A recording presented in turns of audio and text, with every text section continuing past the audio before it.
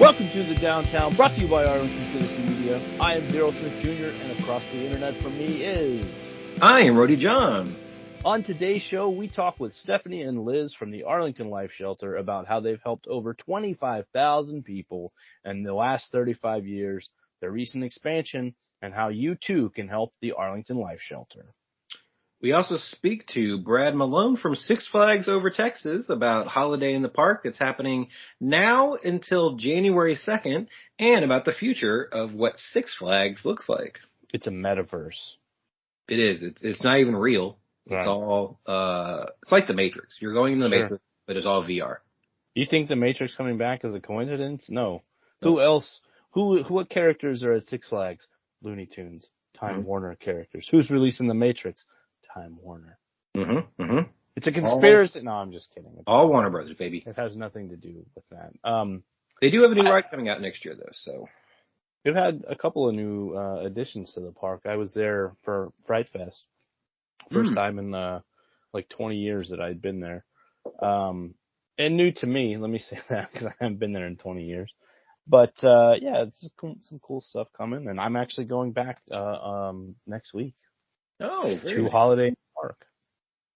See, you get to, well, I mean, as you'll all hear later, I asked how the transition between the two goes, and then now you can come back next week and tell us exactly what it looks like. Exactly. So that's even better. And I will. So you've been out and about. Where have you been this week? You've posted a lot of photos from a lot of places this week. I did. I went to the Arlington Symphony last Thursday, which was so much fun. And where was it at? At Arlington Music Hall? Yes, sir. It was usually on Thursdays at Arlington Music Hall. I believe they are taking a break until sometime in January, maybe February. But it was amazing. My mother almost got kicked out because she was taking pictures and video, but it's fine. So that's a big no. She enjoyed everything. I took my Nana. She enjoyed it. She had so much fun. And then we went to Tipsy Oak to eat beforehand, and it was a little chilly, but they had all the warmers going and all the lamps, and it was perfect out there. I swung by Bombshells recently. It is now open. It took the place of Redneck Heaven, so better food. And the way they've changed the place inside was really nice too, and the outside patio looks a lot better than Redneck did. What else have I done? I've been to Dutch Brothers too many times. There is one coming in right down. I was about to say, I think there's one coming closer to you. Yep. If you live in South Arlington, there will be one on Little Road and basically 20. So it's going to take the place of an old bank. So that's going to be fun. And then also there's going to be a Black Rock Coffee going over by the Taco Bell. So that whole area is just coffee central. Yeah. And there's from no coffee to lots of coffee. And there's always been the Starbucks in that area, but other than that, and that was kind of it. Well, there's now a Dunkin' right across the street. See, look at that. Look at all that. Look at all that coffee over there in South Arlington. They didn't forget you, South Arlington. Slowly but surely, things will make them their way down here.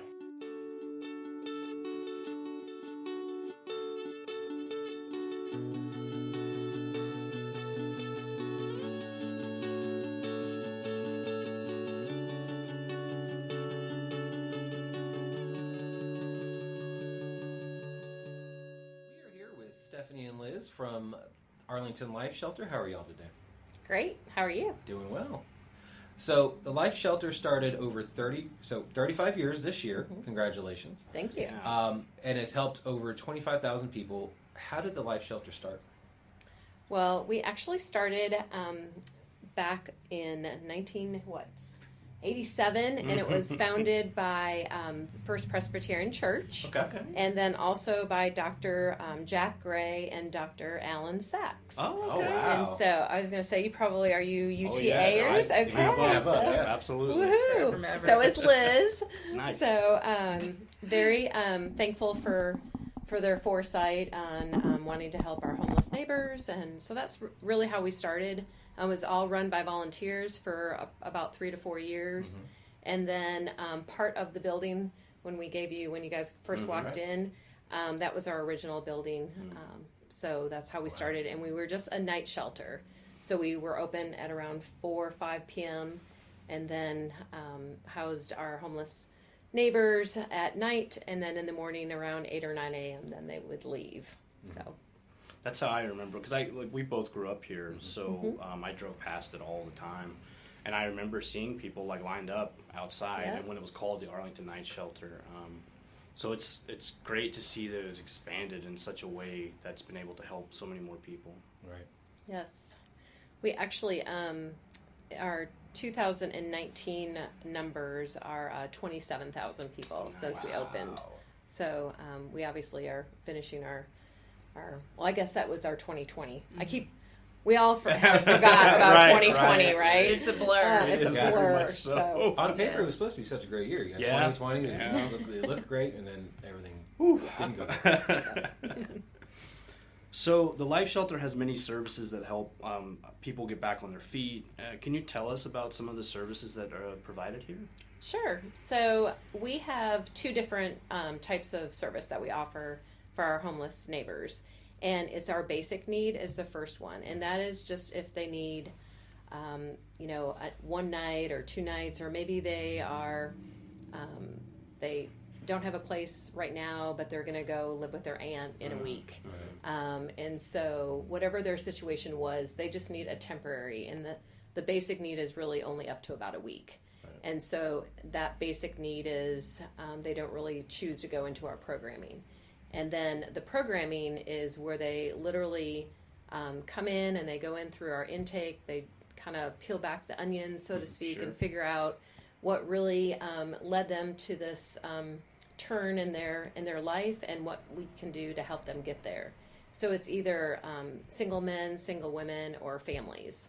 And so our services that we offer for the program people is we have an amazing case management group. So all of our case managers are specialized into helping whatever that client is. So if about 8% of our population are veterans. Oh, wow. And so we do have a veteran case manager. And so she is a 20-year veteran herself, Navy. And so has that expertise in veteran services that maybe that veteran that is homeless right now might not know about. Yeah. So even just coming in and they don't have anything. Maybe they left a situation, whether it was a domestic issue or just a relationship issue. Sometimes it might just be a toxic relationship that you just need to get out of, and you leave everything. And so it could be where you don't have your driver's license for some reason, and so then you got to go find your birth certificate. Well, you don't have that. So our case managers really do sit down and during that intake time frame and figure out what do they need and what are their wants. And so if their need is to get that driver's license, birth certificate, any kind of documentation to help them get a job, maybe they have a job but they need transportation. So we help them figure out what the best way for transportation is, so that they can continue to keep their job. And then if they don't have a job, we partner with all these different agencies. So we have about 16 different partner agencies that we work with that are experts in their field. And so instead of us reinventing the wheel, we collaborate. And of course, nonprofits, the more that you collaborate, the better. It takes a village. Yes, yep, it does take a village. So, for example, Goodwill. Most people think that Goodwill are known for their resale shops, So which training programs and stuff, right? Yes, see, a lot of people don't realize that, and they're experts in helping people find employment. And so we partner with them. They come on once a week, and they sit with our clients and they determine what their skill set is, what they like, what they don't like, and then they help them find that job. They job coach with them and this and that. And then we have, everything from our families. We have Cook's Children. We partner with Cook's Children. They come in and do an assessment from a physical standpoint, a mental well-being standpoint. We partner with the Women's Center for parenting classes. We partner with the Arlington Independent School District to get all their records if they don't have them, get them enrolled. We arrange with transportation. not only with the school district, but also with Mission Arlington, because they have a great van service as well. I do. I've seen it plenty of times. Yeah. I mean, we do have one van, but if we have multiple children, it does make sense to do that partnership with Mission. Yeah. Right. They pick up our kiddos, they take them to school, they pick them back up. It's just a great partnership. We also offer other services too, such as Bible studies with men's and women's single groups, that kind of thing, and then AA and NA. We also have life skills through North Davis Church of Christ, where they come in and provide, just any kind of life skills that are needed. We have this cool program with the Downtown Rotary Group where they did all these YouTube videos on how to buy a car or go over, have a grief. There's a gentleman that did a whole video on the stages of grief and how it's not like, well, this is just my analogy, but like, it's not like AA or Al-Anon. It's not like a step. It's, grief has 5 different steps, but it's not like, oh, you finish step 1 and then you go to step 2. Grief can happen down the road, but, you don't think about some of the things that the person might be going through, and here we offer such a variety. Yeah. We have even SNAP, and we have TB testing, and all sorts of different services that we provide for them. That's incredible. Of course, with COVID, I mean, let's not forget about that elephant in the room. Right. I like to just call it I think Liz got me on this, the panorama. It seems nicer, but we work with the public health, and then JPS, and also Tarrant County Homeless Coalition, and we're totally on top of everything going on with the pandemic, and we also are enabling our guests and our residents to come in and go get tested. Within like a 10-mile radius, there's about 5 different areas that you can get tested for free. Right. We give them full round trip via passes, so that if they don't have transportation, they can go do that on their own time. And then we are starting in hopefully before Thanksgiving, where we're offering vaccinations and testing on site. That's incredible. So we're trying to stay super safe here yes, in our of new course. building, and not only for our employees, but more importantly for our residents as well. So Exactly. that was a mouthful, wasn't Yeah, it? no, That's good. that's a lot of stuff I didn't know about, like, at all. Like, and when you think about it, it makes total sense to partner with those agencies and other organizations. I mean, we just talked to Mission, or you just talked to Mission Arlington like a week ago. Right. And they're an incredible organization here in Absolutely. the city. It's really great to see that sort of thing and to be able to tell people about that. Because, like I said, I'm a lifelong resident. I didn't know any of that. Right. Granted, I don't necessarily come here, so this isn't really for, unfortunately this isn't for me, but like, it's nice to know that I live like a quarter of a mile down the street, so it's nice to know that this is in my backyard and this is happening and helping people in the city that I grew up in and the city I love. Right.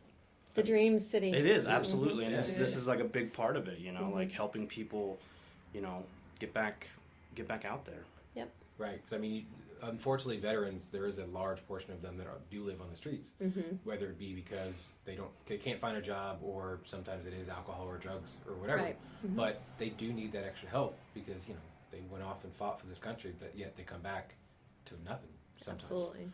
So it's very unfortunate, but it's fantastic that this is actually here for them, and that, this city is making the dream happen back here in America. Absolutely. Yeah. Yep. I love that analogy. Thank the you. way you put it. Yeah, just top of my head. Yep, there you go. Me too. Now, you mentioned that in your new building, there has been expansion here at Life Shelter. What was added to the shelter during the expansion? So we used to be a 14,000 square foot. Now we're 27,000 square foot. So we pretty much doubled. Yeah. I know that earlier we spoke about the fact that we were a night shelter. So it was, I kind of call it like you flip a switch, the light switch. We literally went from 14,000 to 27,000 square feet. We went from only serving the night, just at night, to now 24/7, 365 days a year. And so the additions to our new building is we have a full-fledged cafeteria, Oh, cool. which we can house about 60 people at a time. Cool. That's really And probably the best thing for our food teams, even though they haven't been able to really get into our new commercial kitchen, is the fact that we do have this large kitchen, and it's all commercial.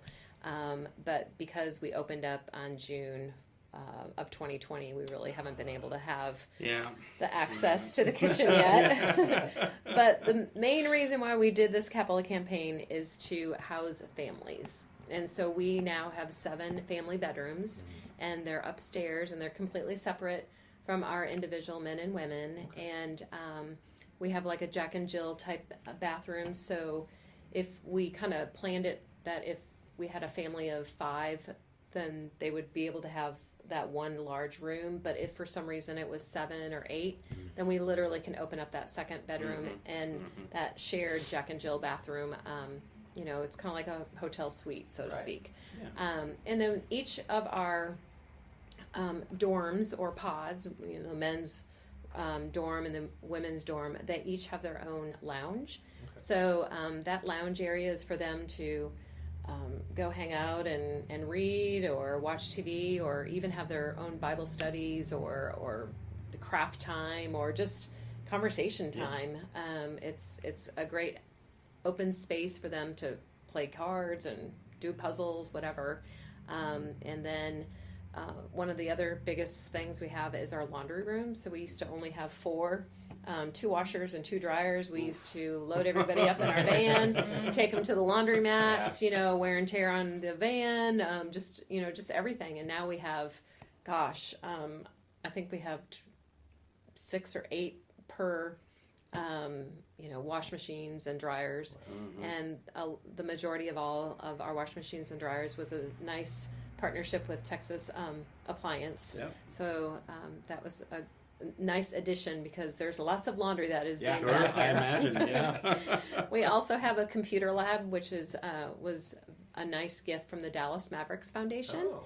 And during the pandemic and currently, that came in extremely handy, because we have 8 computer stations, and so they literally can go in, and there were some people at the time that have full-time jobs that they needed to work remote, and so they were in the computer lab working, especially when the kiddos had the option to work that hybrid, whether homeschooled or so our kiddos were still able to learn remotely, and the computer lab is a nice addition. We also have a health clinic and a classroom, which with all of these programs and services, it's kind of funny because it's been a year plus now, and we added about 7 new partners, and now it's a scramble to book the classroom, or I guess we're gonna move to the shared lounge, or let's go to the cafeteria, because those partnerships are really what helps that individual that is faced with all these unknowns. Let's give them those programs and services that help them. So we're super excited. We also have our Carol's Clubhouse that and our soon to be we have this partnership with the Boys and Girls Club, but because of the pandemic, we're still in that unknown start date, but we still do all sorts of things with the Boys and Girls Club, especially during spring break and summer. Right. So there's one not too far from here, right? Like down there's one on Main, their main branch actually, and so they also, we have a great partnership there. So ultimately, whenever this all happens, and it's not just the pandemic, but we're seeing the after effects. A lot of businesses are seeing it too, and nonprofits, of the shortage of staff. Sure. Right. And so, unfortunately, we're affected by it as well, and a lot of the other nonprofits are too. So, staffing is really a COVID-related issue, but it's not COVID. You know, so. It's like COVID and I guess the podcast couldn't see my air. No, that's fair. We did in the room, quote unquote. Yes, for those listening. Yeah. So we're very happy about our expansion. It's just we want to get people in and see it, number one, and use I know our kitchen manager is just itching to use be that able to bubble kitchen. use, yeah. So, Show off the skills. yeah. So, So, what is the best way for Arlington residents to help support the Life Shelter? well, I guess the best way is just. We always need money. Right. I really hated to just say it that way, No, but that's yeah. fair. That's the 100% fair. Everything you're talking about doesn't happen in a bubble. So Yes. it has to be paid for, and it has to be all that. The sustainability, of it, and we just were given the excellence of sustainability or stewardship. The seal of approval. Seal of approval of excellence for giving. Oh, Congratulations. Thank Which you. Yeah, which that's that awesome. means thanks. That means that we are very good stewards of our dollars that are donated, and we serve 3 meals a day and 2 snacks a day.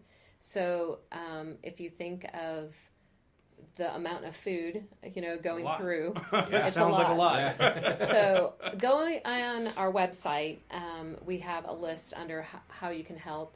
And it's our basic needs that we always use. So cereal, snacks, Water. coffee, coffee, just juices, milk, just all sorts of different stuff. We couldn't do it without the whole food part. I do want to mention the fact that we have over 90 plus food teams, and those food teams are comprised of faith-based organizations and civic organizations. We have a few corporations in there, but those 90 food teams really are about 900 plus volunteers throughout the community. That's awesome. And they provide a hot meal every 7 days a week, and also sack lunches. And so if we didn't have that right there, that equates to about $650,000 to $700,000. Of like manpower that you Yes, would need. yeah. To, Manpower and the food The in food itself. itself, But basic, what do we need or how we can help? I mean, just pop on our website and check out our basic needs. And right now, I know that we're short on cereal, which seems like, how does that happen? Our pantry, just in general, Yeah. Sure. could use some Yeah. love. Yep. So, well, Now, what events do y'all have coming up during the holidays? I'm going to let Liz talk about All that. right. Oh, okay. Oh goodness! So get your Sorry. calendars out. So we are working with a variety of partner agencies on a Thanksgiving food drive that we are Okay. collecting Thanksgiving food that we're going to give to current and former residents here Nice. at the shelter, I love that. as well as some partner agencies throughout Arlington. Okay. So that's coming up, and the deadline to drop off donations is November 20th. Okay. Now, before that, we have our annual rebranded Giving Gathering Gala. Oh, wow. So this used to be previously called an Evening Under the Stars. Remember As we pivoted in COVID, as everyone else did, Sure. we went from, which was your pretty typical standard gala for your donors, a plated sit-down dinner, silent auction. We said, well, how do we do this? What do we do? We turned it into an event for our residents. There you go. So the residents have a plated meal. We do activities, games. This year we're going to have a cellist. One of our volunteers is going to come in and play the cello for us. Cool. And then donors can participate via a silent auction, Right. as well as make a cash donation as well through the Okay. website. And so that will fill the gap for Christmas this year. There we go. Yep. I love that. And November is Homeless and Hunger Month, or Hunger and Homeless Awareness Month. Yes. Awareness Month. So that kind of falls really Yeah. good in our timeline. Yeah, I would say so. Yes. All right, so we have a kind of a non-life shelter related question, but an Arlington related Yeah. question. Okay. So we have a segment on our show. Well, we did also before COVID. This is Right. kind of one of the things that got killed by COVID for us. Uh-huh. We're trying to find the best pizza place in Arlington. Do you have a favorite pizza place in Arlington? I do. Okay. I do. So Okay. I'm a Mr. Jim's girl. Okay. And in the last couple of years, I am very intolerant to gluten. Oh. They have the best gluten-free. Okay, you should tell. I did not know you that. should tell your girlfriend about that. Actually, yeah, she would love that. Yeah, so Mr. Jim's gluten-free, Yeah. Okay, and I I didn't do know that. pepperoni and pineapple. Okay, yeah, that's what my wife does that too. And I was like, this is an abomination. And then I had it, and I was like, this is so good, actually. Been missing out for years. I did. I was like, what have I been missing out on? Oh. What about you? Mellow mushroom. Mellow mushroom. Oh. Yeah. My lips was great. It's a fun one. Good atmosphere. Fun Yeah. place. Plus, they have all kinds of great pizza. They do. Yeah. They do. They do. And they're right around the corner Yep. from the They're shelter. creative. Yeah, they're really close to the shelter too. So if people like to know how to volunteer, donate, or find out more information about the Life Shelter, how can they do so? They can go on our website, which is arlingtonlifeshelter.org. I will say right now our volunteers are kind of scaled back a tad. Gotcha. Even though we're extremely thankful for our food teams, we do consider them our current volunteers. And we are scaled back to approximately 2 volunteers per department, just because we're trying to be super safe. Of course. And obviously they can donate online securely. We have a secure portal for financially donating online. And obviously our wish list and our basic needs that we need are on the website as well. Right. So Super secure. I've donated several times. Yeah. Never had a problem. There you go. Totally great. Never been hacked. I've never been hacked. Not from Exactly. that. Not from that. Yeah, that's right. Well, thank you all for your time and also Thank what you you. do for the community and everybody, that needs the help. They come here and get it. So, Thank you. Yeah, thank you all very much. we appreciate it.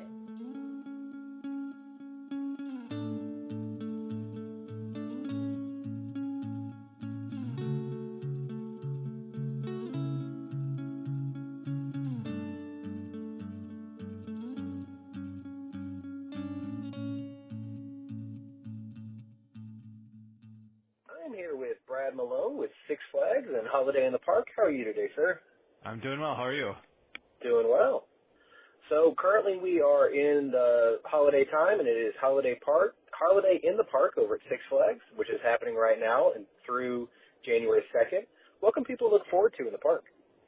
Well, Holiday in the Park really is a family tradition in the North Texas area. This is actually our 36th season hosting this event. But this year there is so much new stuff to come and check out. So obviously you're going to see our park decked out in over 2 million lights throughout the park. You're going to have your favorite rides and your roller coasters. But we have an all-new parade this year. It's called the Holly Jolly Holiday Parade.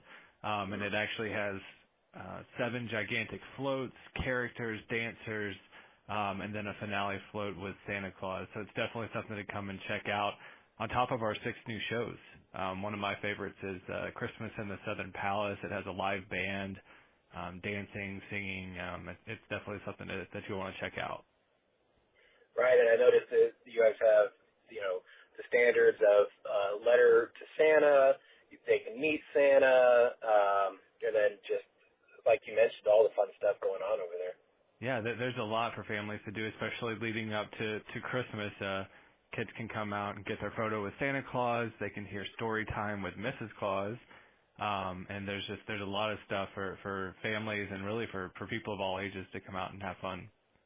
Right. Now, did it happen last year? I forgot to check in because I know, obviously, with the pandemic going on, it was a little different, the world in general. But how did Six Flags go through with the Holiday in the Park last year? So we were actually able to hold it last year. Everything was outdoors, so we didn't have any indoor shows. We didn't have visits like with Storytime with Mrs. Claus or anything like that was indoors. So we did have some live entertainment on our outdoor stages, and then we did have capacity restrictions at that point in 2021 or in 2020. But this year it is the Holiday in the Park that you know and love, and we've definitely pulled out all the stops this year. I mean, obviously, with last year being as weird as it was, we need more normality. And I do love that Holiday in the Park is happening again. And not only is it happening again, but you guys are adding on to it. So it's just so fantastic that y'all are continuing to do that. Yeah, it's definitely, you can tell that everyone was ready to come out and experience it. We've definitely seen everyone embracing it, and we're excited to kind of finish out this run through January 2nd. There you go. So Holiday Friend Giving is also happening right now. Could you tell us more about that? Yeah, so we actually have a partnership where we're raising money for the Special Olympics. So we have essentially any guest that comes in and purchases one of our holiday plush dolls, $5 will be given back to Special Olympics. So that's going across at every single Six Flags park. So we're looking to really raise a lot of money and a lot of awareness for our friends over at Special Olympics. So not only can they enjoy holiday in the park, but they can also give to an amazing charity. Absolutely.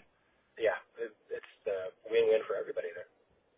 Yeah, for sure. So holiday in the park comes after Fright Fest. What all goes into changing the park over from scaring people to creating the special feeling of the holidays? Yeah, it is. It's kind of funny to know that we really transformed the park from Nightmare Fuel Fright Fest to Holly Jolly Holiday in the Park in a span of really 2 weeks. But our team does an incredible job. We actually put up a lot of our holiday lights before Fright Fest. So we kind of put up the lights and then we add the Fright Fest decoration so we can quickly pull those down and make sure everything's working with Holiday in the Park. And then obviously there's pretty much 2 weeks there that we're working nonstop to make sure that the park looks as magical as it is when we hit that November 19th date. Yeah. Now, do you have a favorite part of Holiday in the Park?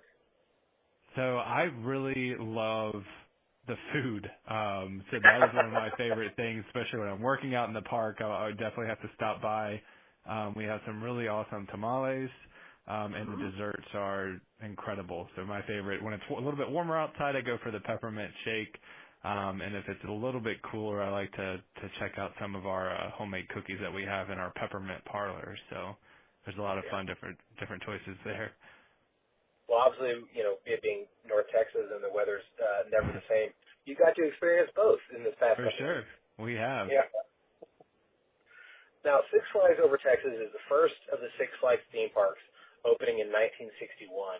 And it has been the first for so many things, including, first, obviously the theme park, the inanimate rides with the jet set, the first log flume, first mine train coaster, the first relaunch of the modern-day parachute ride, which unfortunately closed in 2012. But then you had the first free fall ride with the cliffhanger, and then you've had the first iBox hybrid coaster with the new Texas Giant, and then y'all still hold the record for tallest roller coaster in Texas, which is the Titan, as well as the fastest roller coaster in Texas, which is also the Titan. Now, what can people look forward to from Six Flags in the future? Yeah, I mean, I think that really one of the great things about Six Flags Over Texas is the way that we kind of embraced our history. We were the first regional theme park. We had the world's first log flume. There were so many firsts that happened here, and we definitely know that's in our DNA. So when we look to future attractions or future improvements at the park, we definitely want to keep pushing the limits there. And I think we'll be doing that once again when we debut Aquaman Power Wave here in 2022. It's going to be the first multi-launch water coaster in North America. So it's definitely going to be something we've been planning for a little while now, but it'll finally open in summer of 2022. So we're really excited about that. That's amazing. Yeah, I look forward to that as well. That should be fun. Now, we have a segment on the show called Tournament of Toppings. We're trying to find the best pizza place in Arlington. Do you have a favorite pizza place in Arlington? Well, I got to plug Primo's Pizza here at Six Flags, right? It is. No, I definitely love checking out different things. So I need to explore a little bit more in Arlington. I actually started here in December of last year, so I got a little bit of homework to do. Hello. So where'd you come from? I actually moved from Atlanta, so I got my start at Six Flags Over Georgia, just outside of Atlanta. So it's been neat to be able to work. That was the second Six Flags park, and now I'm working at the first. So it's been pretty neat to see the similarities and the differences there. Now, for those who haven't visited both, could you tell us kind of what the differences are? I mean, obviously here everything's bigger in Texas, so the Texas Giant and everything. But tell people about the Six Flags Over Georgia. Yeah, so I mean, that really the interesting thing to me, or at least from like knowing the back areas and things like that, is you can tell that Six Flags Over Georgia was able to build the park knowing that they would have bigger crowds. I don't know if they quite expected the turnout when they first built Six Flags Over Texas, but our midways are a little bit smaller. So it's kind of interesting to see the forethought that went into the second park, and there's definitely more vehicular access throughout the back areas at Over Georgia compared to here. There's a lot more walking we have to do here to get from one place to the other. But I mean, both parks are incredible. Six Flags Over Georgia is built kind of into the terrain there, so it's a very hilly park. So you definitely get your workout. But it's definitely nice to check out. And both parks have amazing rides too. Well, there you go. Well, welcome to Arlington, obviously. Appreciate it. We can have many fun things to do here. It's not just for the sports teams and the amusement parks. There's so much more culture and just amazing things to do in the city. So yeah, absolutely. So if people want to find out more about the Holiday in the Park and then buy tickets online, how can they do so? Yeah, so the best place to get all the information and to get your tickets is at sixflags.com. We actually right now we have our 2022 season passes that are on sale, so you can get the rest of Holiday in the Park this year, as well as the entire 2022 season for one low price. So really it pays for itself in less than 2 visits. So definitely want to check that out on our website at sixflags.com. Well, there you go. Brad, thank you so much for your time. And, it is holiday time, so everybody check out Holiday in the Park over at Six Flags. You have it, even if you don't do it before Christmas, you have until January 2nd to do so. So at least give it as a gift to somebody else so they can experience it. Yeah, that sounds good. I appreciate it, John. All right. Thank you, sir. All right, bye.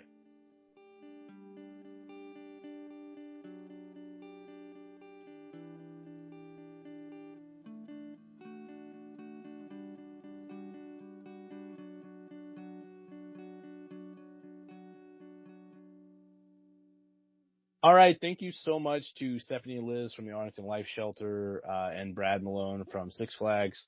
Two wonderful places in the city of Arlington. I'd never really I haven't been inside the Arlington Life Shelter since they remodeled and expanded, so it was nice to see all of that added stuff that they do. And a great organization here in the heart of Arlington for sure. That was my first time there, and the wonderful tour that we got just made me feel even better that this is in Arlington. Yeah, agreed. And also, not Six Flags as well, cultural institution of course. In the city of Arlington. I mean, let's be honest, it's one of the things that put us on the map back in the day, right? It wasn't just the Rangers and just GM, the factory. It was this too. It was a bustling, what we now know as the entertainment district. Then Six Flags was there from the beginning. And it opened in 1961. Mm-hmm. It's insane. And so many firsts that I didn't even know about that we heard about in the interview already. First Six Flags theme park, obviously. Mm-hmm. First, theme park to feature Broadway style shows. The Jet Set, which was the first Intamin ride, first Log Fluge. The Mine Train, and then there's so much more coming, which, you also heard about with the Aquaman ride. It's going to be so much fun. I don't ride rides a lot because I don't go to Six Flags, but you know what? I'm going to have to make an exception and go out, probably in the springtime. It's a little cold outside. I would say, as someone who loves theme parks, and had not been to Six Flags in a long time because it's in my backyard. It's whatever. Right. I was very happy when I went for Fright Fest. I was very happy with the park, and it just kind of made me re-fall in love with it because I used to go a lot as a kid, and obviously as an adult I had a lot more things to do, but my kids really enjoyed it as well, so it was nice to take them and create those memories. That's what we want to do here in this dream city, right? It's all about. It's making memories and creating smiles. So talking about creating memories, if you want to go out into the city, we can help you out with that. Every Sunday at 4 p.m. at Dr. Jekyll's, you can create some memories of the Dungeons and Dragons variety as they host their D&D nights. And then next night, every Monday night at Dr. Jekyll's at 7 p.m. is their trivia night. Every Tuesday night from 8 p.m. to midnight, Blitz Lounge is having a karaoke night. Who doesn't love karaoke? Who doesn't? It's so much fun. And then every second Tuesday over at Create Arlington is their open mic / poetry night. So every Wednesday at 2:30, Inclusion Coffee has Chess Club. Now, this is the tour of Wednesdays, so every Wednesday also over at Jambo's Barbecue, UTA Jazz Night is from 5:30 to 7:30 p.m. And you can end Wednesday. I know that you were in Inclusion and you went and got some food at Jambo's, and you can end the night back in downtown at Division Brewing as they host their trivia night from 7 to 9 p.m. And then every Thursday night at 8 p.m., One Love Lounge is hosting their Artist Love Night. While you're out, open mic. While you're out doing all that, make sure to go out and eat local, drink local, and go rediscover your city. Tag us and send those pictures over to us on Facebook, Arlington Citizen Media, Twitter, ATX Citizen Media. Tag us on Instagram, Arlington Citizen Media, and send those pictures the old-fashioned way. Email arlingtoncitizenmedia@gmail.com. Also go to our website, www.arlingtoncitizenmedia.com. Don't forget to subscribe and give those 5-star reviews of the downtown at Apple Music, Spotify, Google Podcasts, and also hit us on SoundCloud, iHeartRadio, and YouTube.